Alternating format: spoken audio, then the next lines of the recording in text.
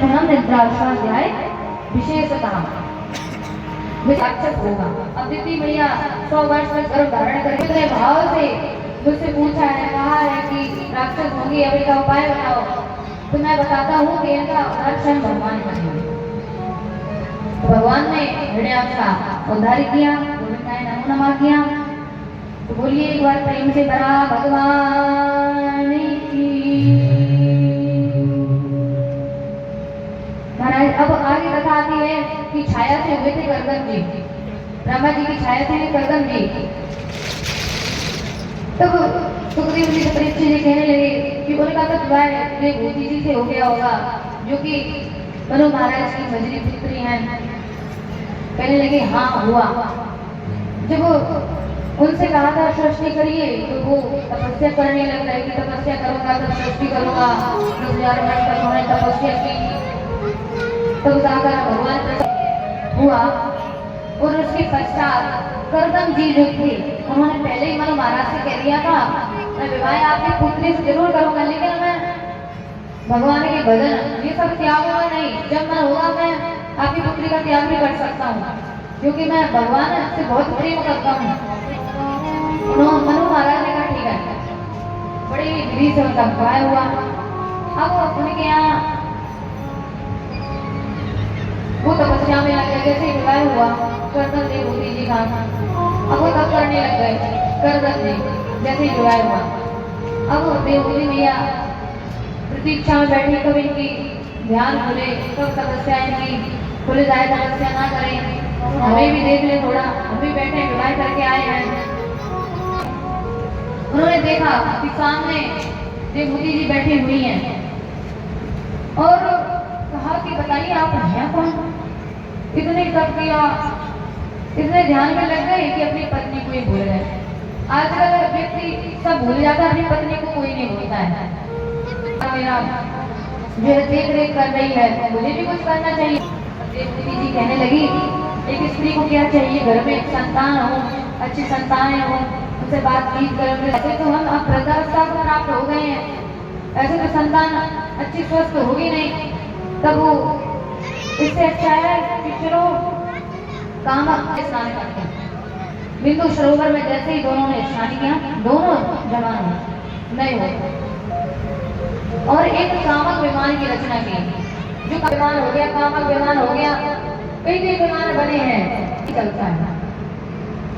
तो महाराज कामक विमान में जैसे ही बैठे और वह ऊपर चला गया, आकाश में चला गया, वहां पर देवभूति और करदम जी साथ में रहे। तो उनकी 9 कन्याएं हुई।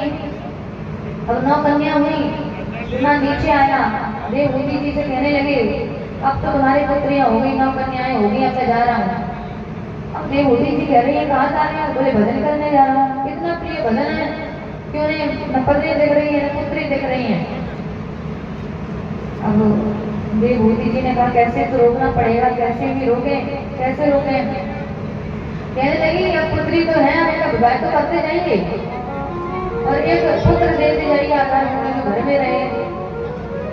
अब ध्यान आ गया कि हाँ प्रभु का तो अभी अवतार हुआ ही नहीं है, प्रभु आने वाले ब्रह्मा जी के पुत्र के साथ कर दिया।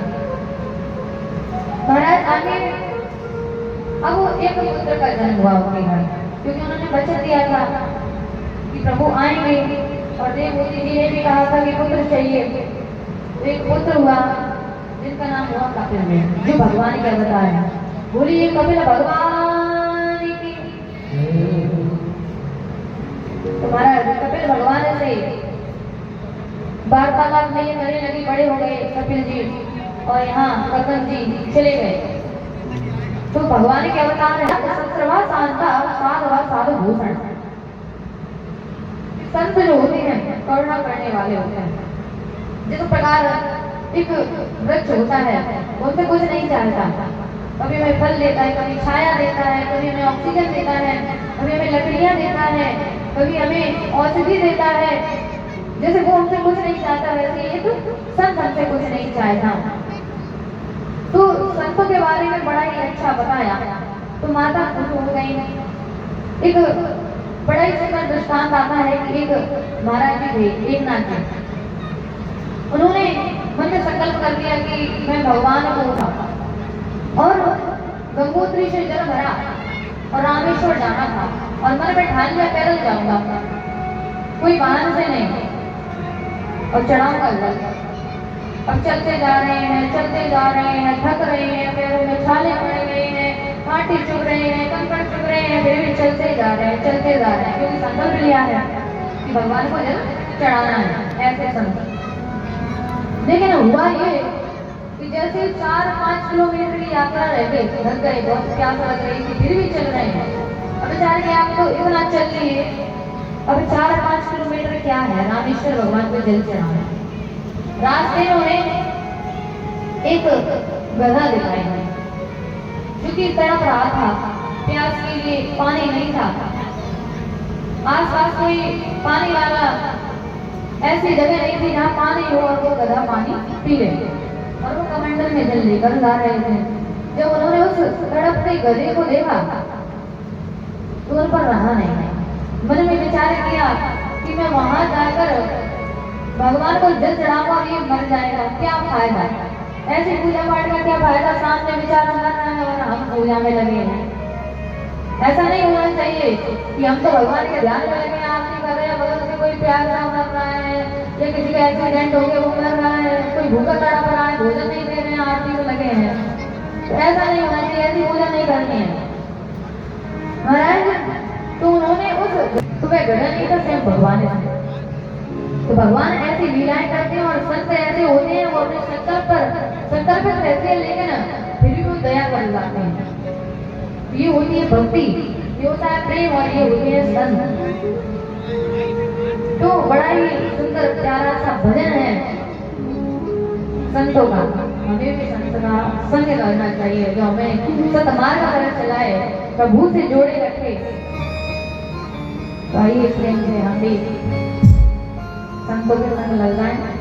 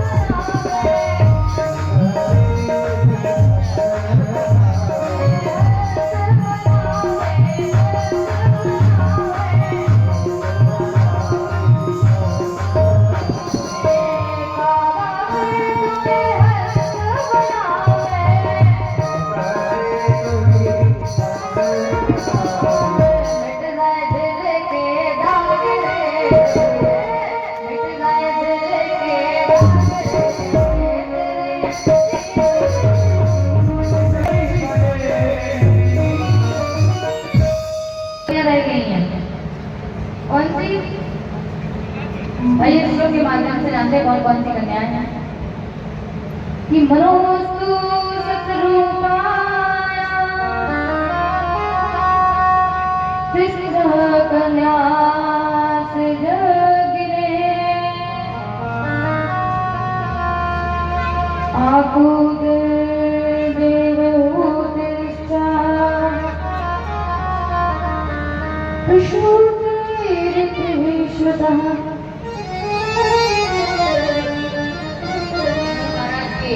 तीन कन्याएं थी, आकृति, देवहूति और प्रसूति। तो देवहूति का विवाह कदम जी से हो गया और कहते हैं अब उनकी और भी तो कन्याएं थी।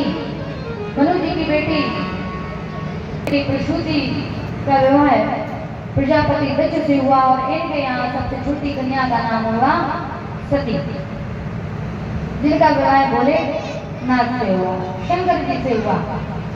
एक बार क्या हुआ कि बड़े ही सुंदर यज्ञ आयोजन कराया गया। एक सुंदर यज्ञ हो रहा था, उसमें सभी को बुलाया गया। तो दक्ष कौन था? दक्ष था प्रजापतियों का नायक। जब किसी व्यक्ति को बड़ा पद मिल जाता है तो उसे ईमान आ जाता है और दक्ष को भी ईमान आ गया। जब वे खड़े नहीं हुए तो आज दक्ष को गुस्सा आ गया। कहने लगा ब्रह्मा जी खड़े नहीं हुए कोई बात नहीं, विष्णु जी खड़े नहीं हुए कोई बात नहीं, क्योंकि विष्णु जी पिता है और ब्रह्मा जी पिता है, लेकिन शंकर जी ये मेरे दामाद हैं और दामाद पुत्र के समान होता है। ये मुझे अपना पिता समझकर ही खड़े हो जाते, लेकिन नहीं हुए तो उन्हें बहुत क्रोध आया और बड़ी सभा में उनकी बेइज्जती करने लगे। भोले बाबा ध्यान में पड़ रहे थे, उन्होंने बेचारे के लिए जब तक ये सभा में दक्ष आएंगे इतनी देर में चलो भगवान का स्मरण कर लेते हैं, तो वे खड़े नहीं हो पाए। हरिद्वार में बृहस्पति नामक यज्ञ रखा गया, कंठल में सबको बुलाया गया, देवता नाग किन्नर गंधर्व सब आए। तो कोई खबर नहीं है, सती मैया कोई खबर नहीं है। तब कहते हैं ना कि सब किसी को बुलाया जा रहा है, उनको नहीं बुलाया जा रहा। तो देवतागण भी हैं, सब विमान कहाँ से लेकर जा रहे हैं? कैलाश पर्वत से लेकर। अगर वो चाहते दूसरे रास्ते से चले जाते हैं।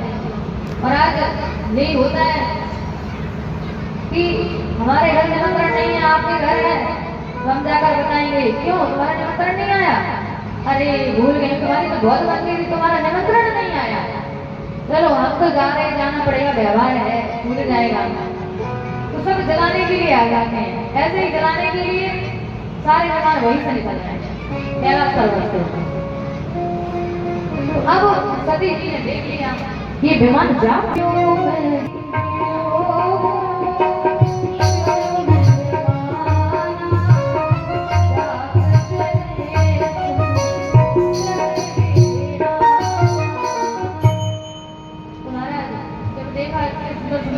जा रहे हैं।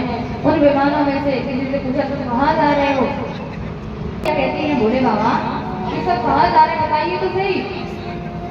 भोले बाबा कहते हैं देखिए मैं आपको बताना नहीं चाह रहा, ये पता है कहाँ जा रहे हैं, आपके पिता के घर जा रहे हैं। उन्होंने बहुत बड़ा यज्ञ का आयोजन किया है। बोले अच्छा पिताजी घर यज्ञ हो रहा है और मुझे नहीं बताया। लगता है वो जल्दी में व्यस्त होंगे, भूल गए होंगे। ऐसा थोड़ी होता है कि अपनी पुत्री को ही ना बुलाए, सबको बुलाया, अपनी पुत्री को ही नहीं बुला रहे। भोले बाबा बोले नहीं नहीं जानबूझ के किया है उन्होंने, तुम मत जाना, मैं तो नहीं जाऊंगा। सती मैया कहने लगी देखिए कि 3 से 4 स्थान है, अभी मिल लोगी, अपनी भैया से मिल लोगी, मैं तो जा रही हूँ। कहते वहां नहीं जाना चाहिए जहां देखकर कोई प्रसन्न ना हो, कितना भी कोई सोना क्यों ना बनता है। कि आवत ही हर से नैन नहीं सने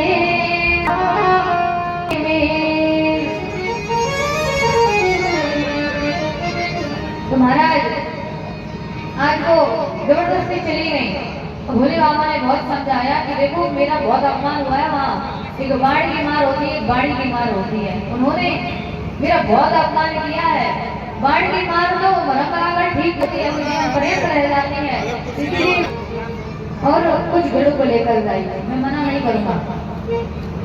तो सती जी वहाँ पर गई है, पिता का घर है, चलते हैं देखते हैं, तो वहाँ पर बहनें भी नहीं बोल रही हैं तो हाथ से व्यंग्य कर रही हैं, अरे आ गई, इसका पति तो कपड़े ही नहीं पहनता, न चाल पहनता है, भभूति लगाकर घूमता है, ऐसे ही घूमता होगा। तो बहनें भी व्यंग्य कर रही हैं और पिता तो देख भी नहीं रहे हैं। एक माता थी जिन्होंने हृदय से लगा लिया सती मैया को कि दुनिया संसार बदल सकते, लेकिन माँ का प्रेम तो माँ का प्रेम होता है। महाराज जब देखा वहाँ पर भोलेनाथ के लिए कोई स्थान नहीं है, अब सती जी विचार करने लगी कि बताओ यहाँ पर सबका स्थान है और मेरे पति का कोई स्थान नहीं है। मैं तो आ गई, लेकिन मेरे पति आते तो आज क्या होता, आज तो मैं क्या ही करूं, अब ना घर जाते बनता है ना यहाँ रहते बनता है। स्त्री के दो घर होते हैं, आप घर एक बाप घर। महाराज क्या होता है कि एक पति का घर वहां से विरोध करके आ गई और यहाँ पर पिता का घर ये भी विरोध कर रहे हैं, पति के लिए कोई स्थान नहीं, मैं क्या करूं।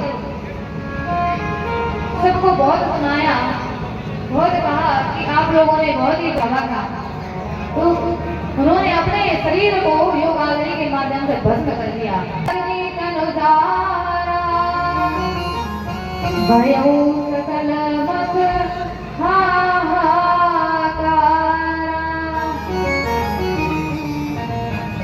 नीचे उठाकर पकड़कर पटका तो उससे वीरभद्र नाम का राक्षस प्रकट हुआ और शंकर जी क्रोध करने लगे कि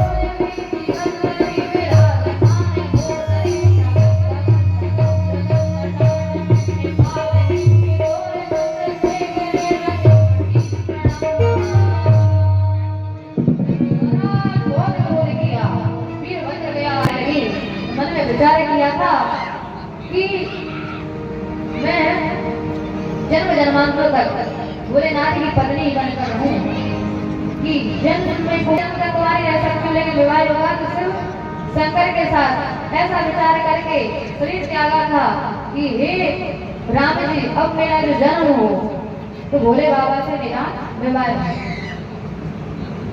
तो अब भोले बाबा की शादी होने वाली है केवल 5 मिनट में, और उसके पश्चात आप सभी को वादा करना होगा, पहले कथा आगे जब बढ़ाएंगे कि आप सभी नृत्य करेंगे या नहीं, भोले बाबा के विवाह में नाचेंगे या नहीं, हाथ उठाकर भोले बाबा की बारात में कौन कौन नाचेंगे, तब आगे कथा जाएगी, वरना यहीं पर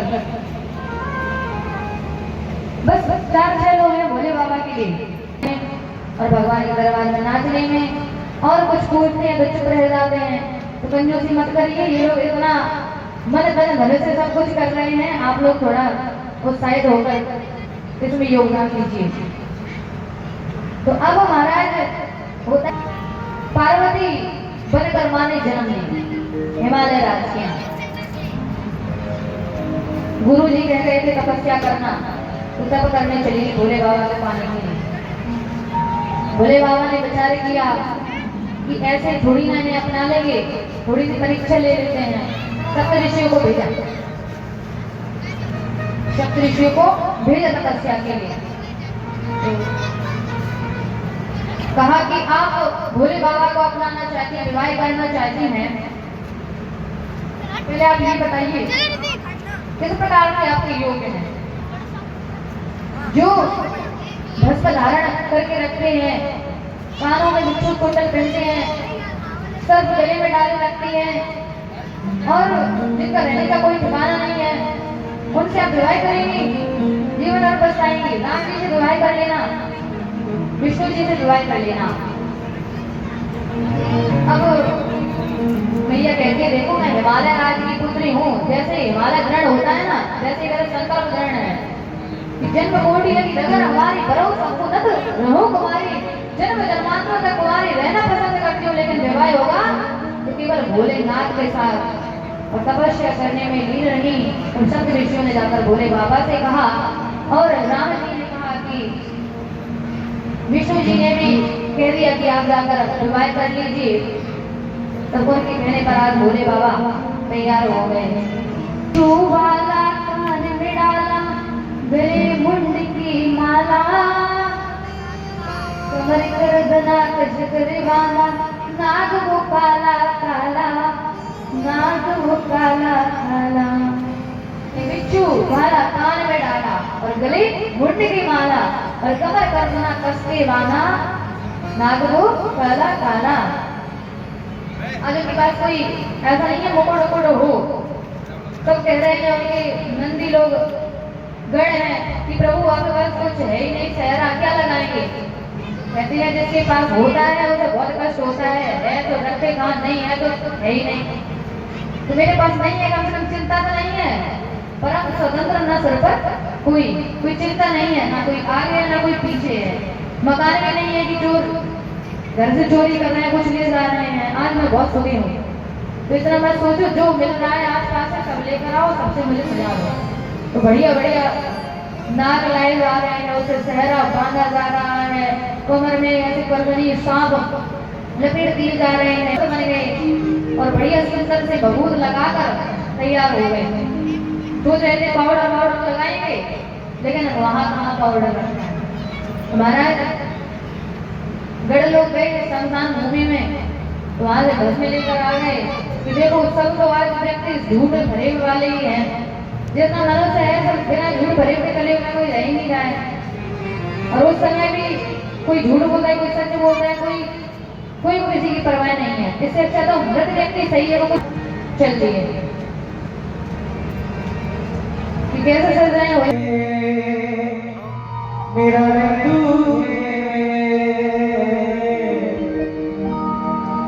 सजे